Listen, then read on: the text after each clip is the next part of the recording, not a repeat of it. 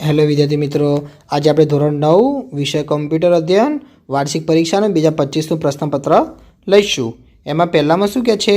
Primary મેમરીનું બીજું નામ શું છે? તેનો જવાબ આવશે બી, એટલે કે અસ્થાયી મેમરી. બીજો, નીચેનામાંથી કોણ અદ્યતન કમ્પ્યુટરના પિતા તરીકે ઓળખાય છે? તેનો જવાબ આવશે એ, એટલે કે ચાર્લ્સ બેબેજ. ત્રીજો, કીબોર્ડ અને માઉસ કયા પ્રકારના એકમ છે? તો જવાબ આવશે એ, એટલે કે ઇનપુટ. ચોથો, નીચેનામાંથી કમ્પ્યુટર મેમરીનો એકમ કયો છે? તો જવાબ આવશે એ, એટલે કે બીટ. 5, બાયોસનું પૂર્ણ સ્વરૂપ શું છે? તેનો જવાબ આવશે ડી, એટલે કે બેઝિક ઇનપુટ આઉટપુટ સિસ્ટમ. છઠ્ઠું, યુનિક્સનું મૂળ નામ શું હતું? તેનો જવાબ આવશે એ, એટલે કે યુનિક્સ, એટલે કે UNICS આવશે. 7મું, કોઈપણ ઘટક પર રાઇટ ક્લિક કરવાથી શું દર્શાવવામાં આવે છે? તો જવાબ આવશે એ, એટલે કે કોન્ટેક્સ્ટ મેનુ. 8, ઓબ્જેક્ટનું સ્થાન ફેર કઈ પ્રક્રિયા દ્વારા થાય છે? જવાબ આવશે બી, એટલે કટ એન્ડ પેસ્ટ. 9, ખુલ્લા દસ્તાવેજને બંધ કરવા માટે આપણે નીચે પૈકી કયા મેનુમાં જવું પડે? જવાબ આવશે એ, એટલે કે ફાઇલ મેનુ. 10, રાઇટરમાં નીચે પૈકી કઈ લાક્ષણિકતાને કારણે શબ્દોની જોડણી આપમેળે સુધરી જાય છે? જવાબ આવશે બી, એટલે કે ઓટો કરેક્ટ.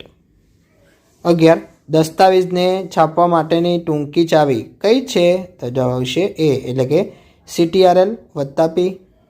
12, રજૂઆતના નિદર્શન દરમિયાન ગમે તે સમયે સ્લાઇડ શોને બંધ કરી બહાર આવવા કઈ કી દબાવી શકાય? તો જવાબ આવશે ડી, એટલે કે ESC કી.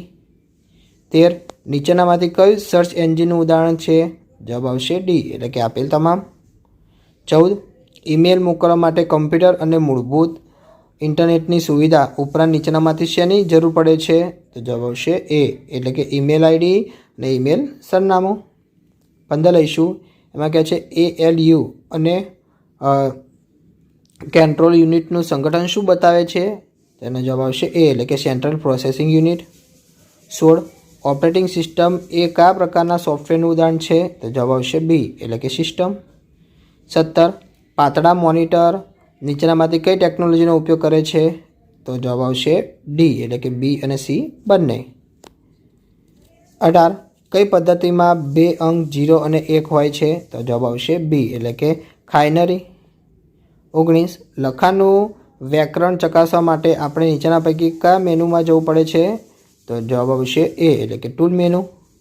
20, નેસ્ટેડ ક્રમબદ્ધ યાદી બનાવતી વખતે કેટલા સ્તર સુધી જઈ શકીએ છીએ? તેનો જવાબ આવશે ડી, એટલે કે 10. 21, કોષ્ટકનું પૂર્વ નિર્ધારિત કદ કેવું હોય છે? તો જવાબ આવશે સી, એટલે કે 2 ઊભી હરોળ અને 2 આડી હરોળ. 22, ઓબ્જેક્ટની નકલ કામચલાઉ રીતે ક્યાં સાચવવામાં આવે છે? તો જવાબ આવશે ડી, તો કે ધ ક્લિપબોર્ડ. 23, વેબ પેજને વાંચવા માટે કઈ સુવિધાનો ઉપયોગ કરવામાં આવે છે? તો જવાબ આવશે એ, એટલે કે વેબ બ્રાઉઝર. 24, નીચેનામાંથી શાને હેલ્ડ કમ્પ્યુટર તરીકે પણ ઓળખાય છે? તો જવાબ આવશે સી, એટલે કે પર્સનલ ડિજિટલ એપ્લિકેશન્સ. પછી જ લઈશું કે કમ્પ્યુટરને આપવામાં આવતી ડેટા અને સૂચનાઓ નીચેનામાંથી શાનો નિર્દેશ કરે છે? જવાબ આવશે એ, એટલે કે ઇનપુટ. 26, નીચેનામાંથી કઈ સેકન્ડરી સ્ટોરેજ સિસ્ટમ ડિવાઇસ નથી? જવાબ આવશે એ, એટલે કે કેશ મેમરી. 27, ઓબ્જેક્ટનું સ્થાન ફેર કઈ પ્રક્રિયા દ્વારા થાય છે? જવાબ આવશે બી, એટલે કટ એન્ડ પેસ્ટ.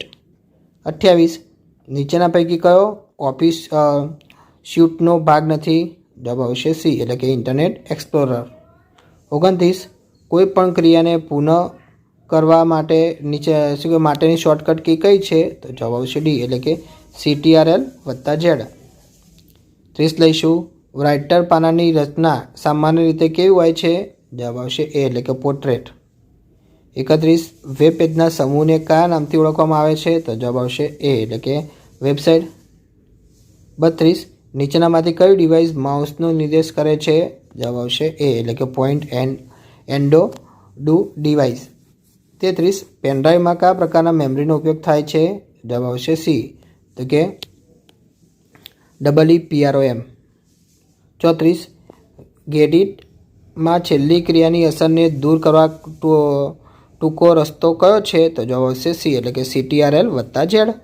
35, 1970ના અરસામાં સૌથી વધુ ઉપયોગમાં લેવાયેલ શબ્દ પ્રક્રિયકનું નામ જણાવો. તેનો જવાબ આવશે સી, તો કે વર્લ્ડ સ્ટાર. 36. દસ્તાવેજમાંથી કોઈ શબ્દ શોધવા માટે કઈ ફંક્શન કીનો ઉપયોગ કરી શકાય? તો કે જવાબ આવશે એ, તો કે F5 કી. F5 કી. 37. નીચેના પૈકી કયો મેલ મર્જનમાં ડેટા સોર્સનો માન્ય પ્રકાર છે? તો જવાબ આવશે ડી, એટલે કે આપેલ તમામ. 38. શબ્દોની જોડણી ચકાસવા માટેનો કમાન્ડ રાઇટરના કયા મેનુમાં હોય છે? તો જવાબ આવશે સી, એટલે કે ટૂલ્સ. 39. નીચેનામાંથી કયા ટૂલ દ્વારા વેબ પેજ સુધારી શકાય તથા દસ્તાવેજમાં આપેલ લિંક ગોઠવી શકાય છે? તો જવાબ આવશે બી, એટલે કે hyper text mark up language. 40. Letter પ્રકારના પાનાનું કદ કેટલું હોય છે? તો જવાબ આવશે એ, એટલે કે પહોળાઈ 8.5 ઇંચ અને ઊંચાઈ 11.0 ઇંચ હોય છે. વિદ્યાર્થી મિત્રો, તમને મારો વિડીયો ગમ્યો હોય તો ચેનલને લાઇક, શેર અને સબસ્ક્રાઈબ કરવાનું ભૂલતા નહીં.